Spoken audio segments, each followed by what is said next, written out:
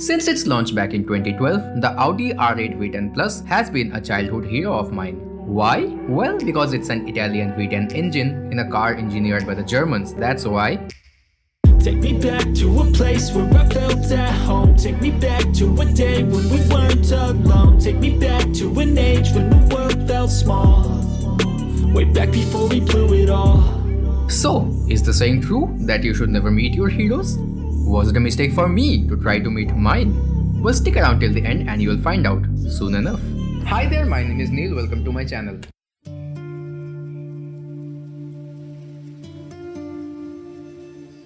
Day 3 here at Spa-Francorchamps and it's time for a supercar. Today we are in the Audi R8 V10 Plus. More about the car later. First, I'm going to have this 5-lap race with 7 other R8s to try and find out what a fast competitive lap time in this car around this track looks like. Then we get to hot lapping, where I target the fastest times we have seen during the race, try and get somewhat consistent at it over a few lap sessions while we know more about the car. Then we get to the breakdown, where we deep dive into the fastest lap we have seen during the hot lapping and get to every details like turn-ins, braking points, exits, stuff like that. As of now, join you at the end of the race. And these are our times today. And I suspect this week's trend of me setting blistering lap times during the race that I can't chase down during hot lapping continues. A 2-minute 43.347.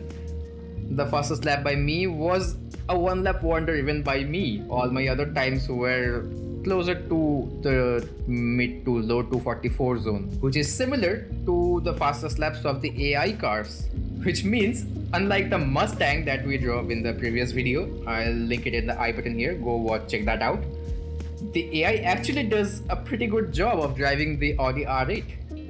But even then, our target here is a 243.3. I should come clean, I haven't had a ton of practice in this car before this video, maybe 5 or 6 races and that was all. So I guess I'll be going through that learning curve myself with you today. Looking at the fastest time of the AI cars, the fastest of them being a 244.542, slowest of them being a 245.040. So that gives us an approximate range. Anything below 245 is a great time. If you take the last laps into consideration, I must say dropping down to even mid 246 is not the end of the day.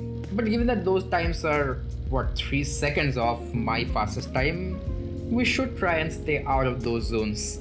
Anyway, time for hot lapping now.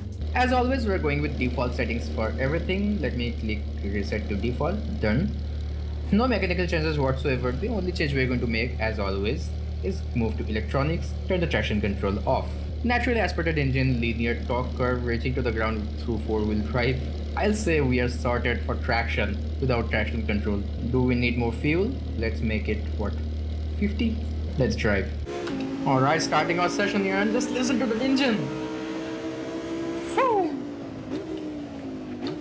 Ah, those downshifts. Glorious. This car has Lamborghini DNA running through its veins. And it shows. Or should I say sounds. Okay, this engine plays a massive part in what this car is. We'll get back to that a bit later.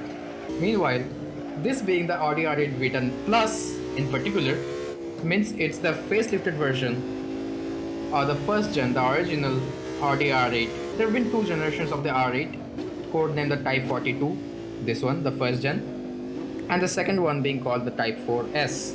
Yeah, stupid names, I know, whatever. The first gen debuted in 2006, stuck around for around a decade with facelifts, up until 2015 when it was replaced by the newer, sharper looking Type 4S.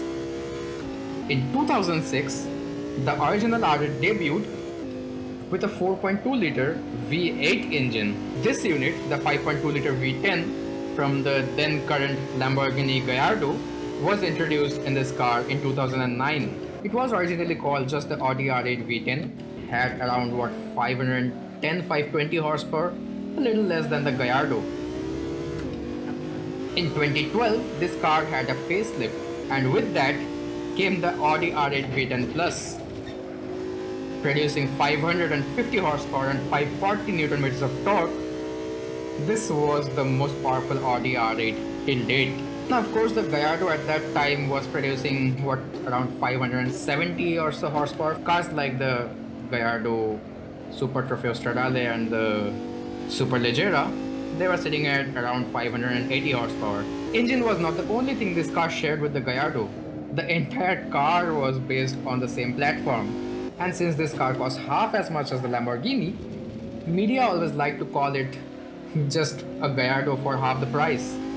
So Volkswagen Group made sure this car never had as much power as the corresponding Lamborghini.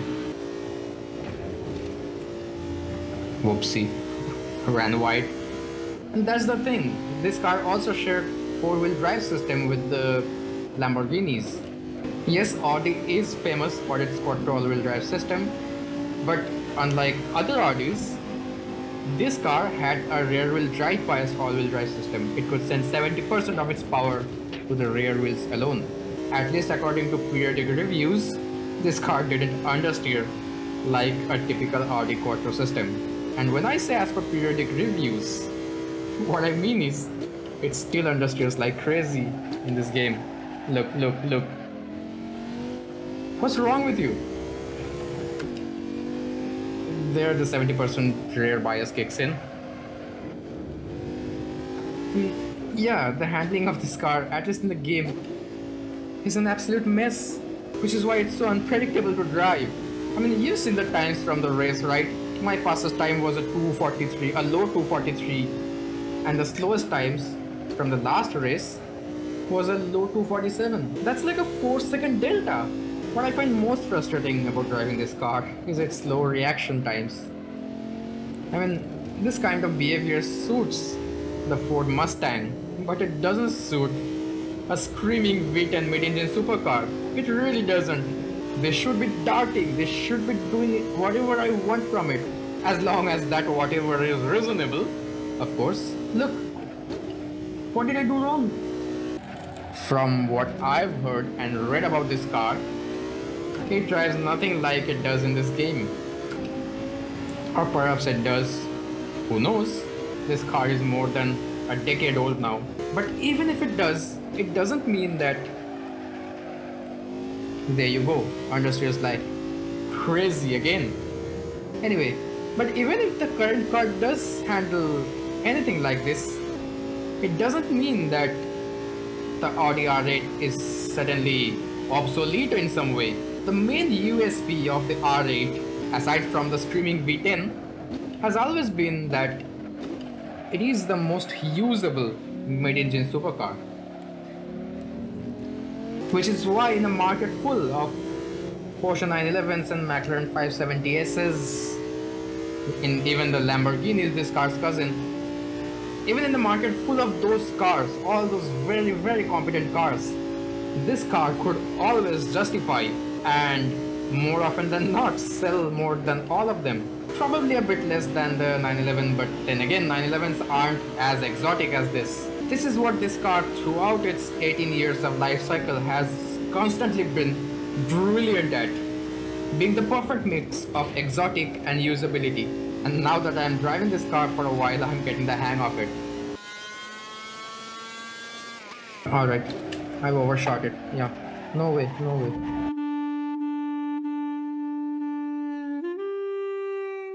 Well, I guess to ensure usability, Audi has surely compromised some of the dynamics. This problem was solved by the Audi R8 V10 GT.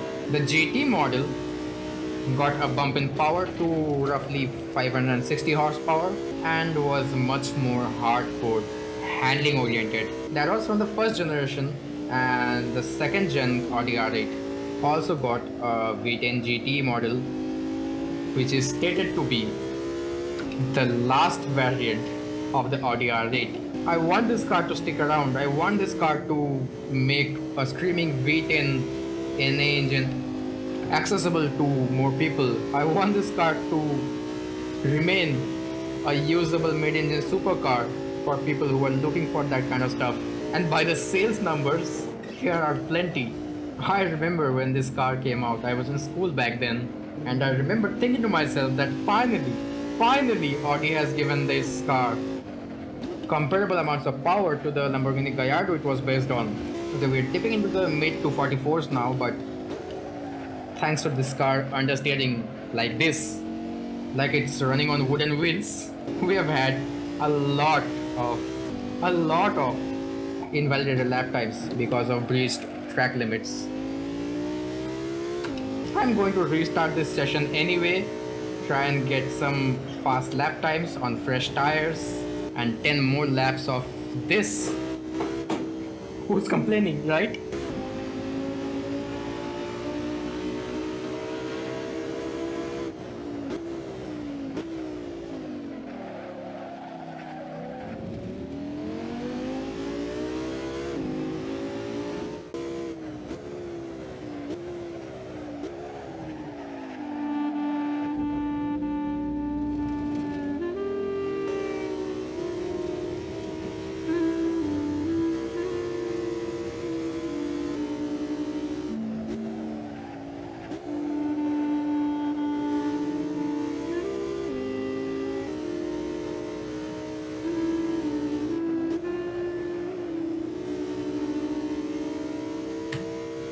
Alright, the low fuel warning of death is back, reminding us to just abort any further hopes of getting into the 243s. This has been one of the most frustrating sessions of hot lapping I've had in quite a while, really.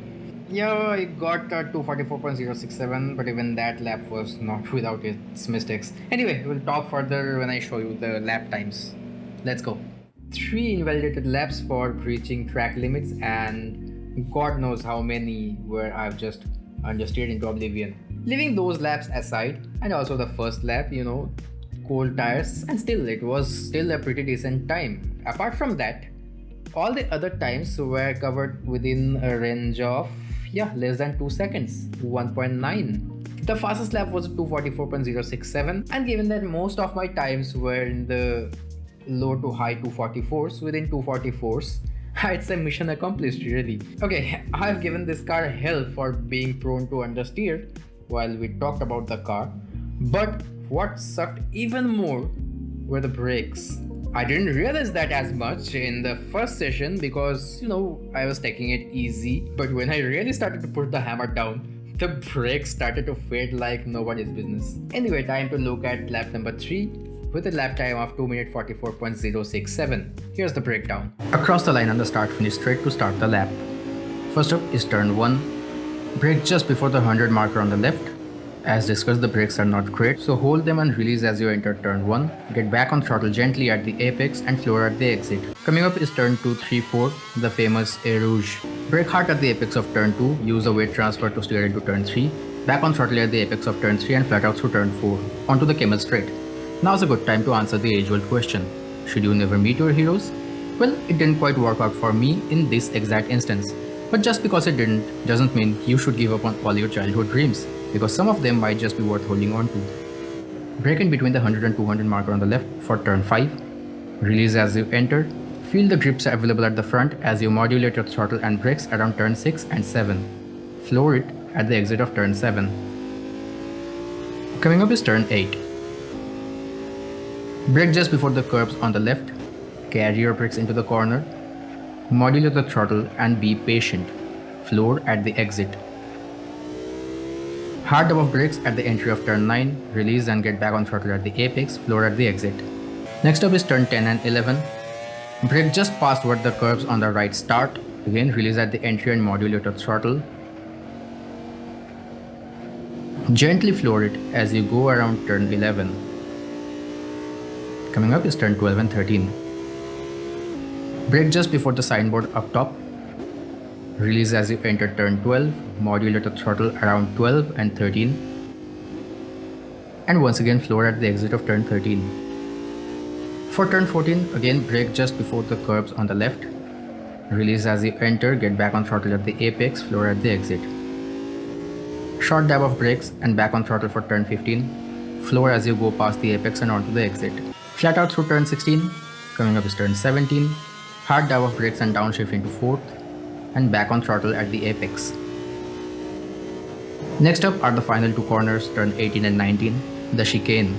Brake right in between the 100 and 150 markers on the left, carry your brakes into turn 18, modulate around turn 19, and floor at the exit and onto the start-finish straight, as the Lamborghini V10 screams past the start-finish line in a 2 minutes 44.067. So that's it for today. Let me know your thoughts about this video down in the comment box below. Also, if you have a favorite car or track that you want to be featured in this channel, let me know about those as well and I shall try to cover them. While you're down there, consider subscribing and hitting the bell notification icon. Hit like if you liked it, share if you loved it. Somewhere down there is a video that YouTube thinks you must watch, go check that out. Or alternatively, click on the other box to check out the playlist with all the other episodes of How to Hotlaps. I'll see you there. Until then, drive hard, drive safe. Take care.